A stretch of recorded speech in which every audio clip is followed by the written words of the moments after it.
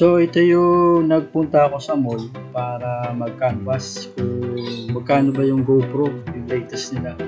So ito yung price. Nawindang ako sa presyo. Unit only yung bibili mo, tapos yung accessory sold separately. So mga KMR, after ko mag-budget ng GoPro sa mall, yan, nakabili ako ng nasan natin ilaw. Kasi yung mahal sa mall yung 8, yung 9 at 10 nasa 23 at 29. Ngayon okay sana kung may mga accessory na kasama, kaso bibilin mo unit lang, tapos bibilin mo pa yung extra na accessory. So ito, nakahanap ako, mas mura siya, 10k, Hero 7, yan na KMR. Hero 7 Black. May mga tama naman siya, pero okay naman. So first time ko magka GoPro. So ang missing ito lang, takip dito. So may nakita naman sa Shopee na bibili ang mura lang. So yan ang itsura niya. May mga gas-gas pero ayos lang naman, bearable. So ang dating price niya is yan 24,690. 3 years ago yan. Yan. So dito nagsimula yung Hyper Smooth. Yan. So dahil sa mababang GoPro wala yan sa 6 pababa wala siya. So ito kasama yan, boya. Yan. So may mga wires kasama, original yan. Yan. So 3,000 hanggang 3,500 daw to. Itong boya na dead cat, tsaka yung extender na microphone ito. Tapos meron siya kasama dito GoPro extender ng mic, yan na si loob. Hindi ko siya matanggal yung GoPro. Kikita nga ba? Hindi ko na siya tinanggal, medyo matigas. Itong casing na to hindi original, kinulayan lang yung ng green. Tapos may kasama na rin memory card. Yung micro MC papasok mo dyan, adapter yan. Ito pa, hindi siya original. So ang original lang ito yung mic, yung extender ng mic yan, itong bola yan lang yung original. Nasa 10k ito. Hindi ko alam kung saktong price pa rin kasi may nakita ako mas mababa pa, mas mataas yung presyo. So comment down below na lang kung sakto ba yung price nito. So sa mga susunod na video, testing ko kung saan bang magandang mag-video dito sa GoPro Hero 7. Yan. Okay, so doon tayo sa next video. So nagpa-deliver pala muna ako na protective shell niya kasi wala siyang protective shell na sa akin. So ito galing tong nakita ko sa Lazada. Yan, so mga 1 week to bago ma-deliver. So unboxing muna tayo ng na protective shell na GoPro Hero 7.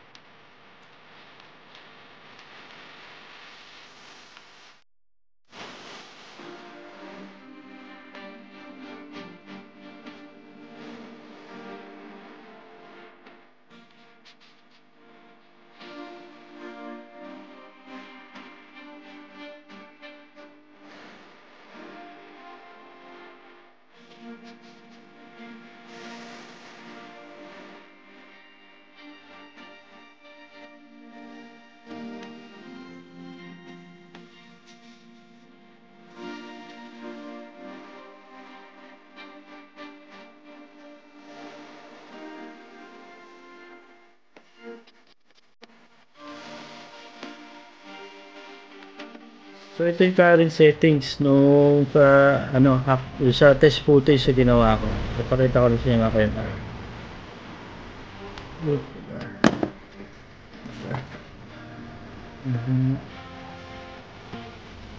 Yan.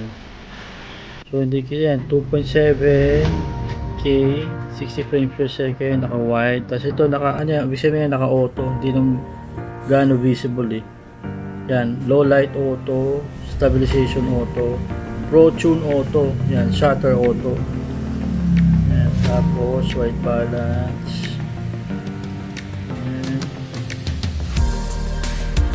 Kinopya ko lang to, sinapaload sa YouTube. So ano pa tayo? Testing pa lang, testing kung maganda nga. Yan. So yan yung settings nung sa video. Next video papakita ko sa inyo mga KMR. So sa next video yung actual footage. So ito tayo sa next video.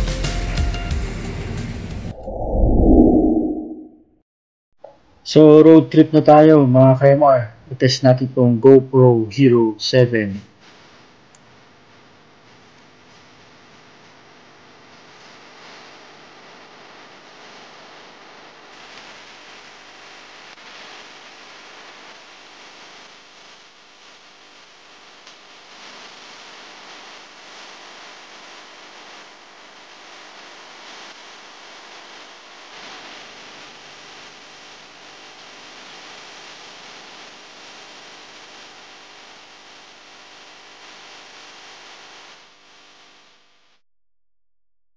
Sa time-lapse naman mga KMR, ito lang pinindot ko. So naka-time-lapse siya. So ito yung settings niya. Ito tayo yung pinindot. Yan. So nakita nyo mga KMR. 2.7K naka-wide, tapos ang interval niya 2 seconds. Yan. So yung sa time-lapse na video, yan yun. So next video yung time-lapse mismo.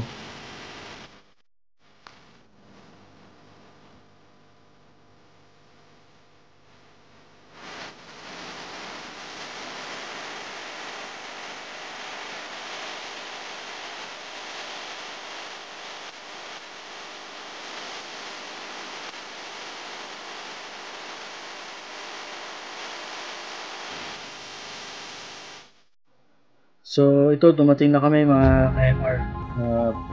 Pinunta na namin yung lupa na nakuha ni Erma. So ito, pakita ko sa inyo. Bababa muna ako. So ito na yung pinunta namin mga KMR. Ito lang.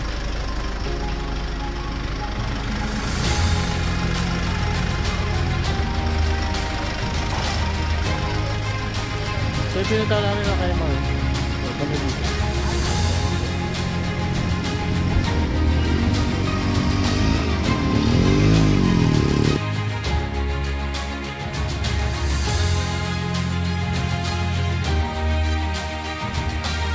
So yung lupa na yan mga KMR, yan, tatry nila simulan yung paglinis sa mga halaman na nandiyan. So yun lang ang pinunta namin dito. So ako, sumama na ako para i-test itong GoPro. Yan. So okay pa naman yan, mga hapon pa lang yan mga KMR.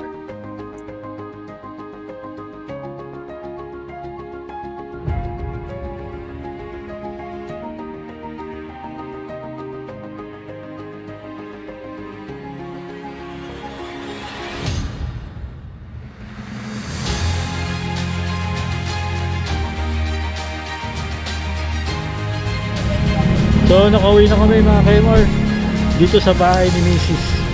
So last vlog ko na to kasi lobat na ako. Yeah. Okay.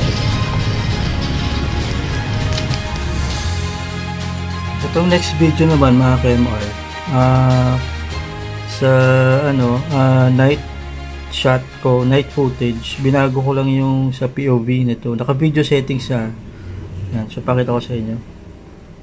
Yan, itong POV binago ko lang yan, ginawa ko linear. Kasi pag naka-wide yan, para siyang ano, yung fish eye effect. So pag linear, mababawasan yung effect ng fish eye. So yan, so ang next footage natin na makikita, yung actual footage ko sa gabi. So yun, next video naman tayo mga KMR. So ito yung shot sa gabi mga KMR, oh. So nandito ako sa Robinson, susundin ko si Mrs. sa grocery. Yan. Hindi siya gaano maliwanag kasi madilim na eh.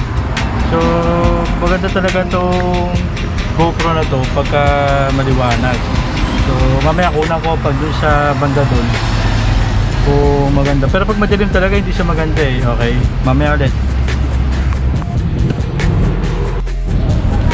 Ito yung shot sa medyo maliwanag mga kaimo. Yan. So pangit lang talaga siya pag madilim. So ito medyo maliwanag. Yan.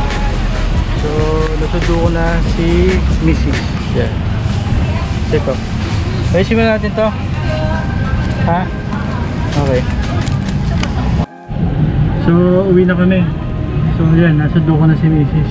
Okay, so maganda talaga ito gamitin sa araw mga KMR. Yun, doon ito yung ano niya, yung best niyang performance. Sa gabi okay lang, basta may ilaw. Okay, thank you.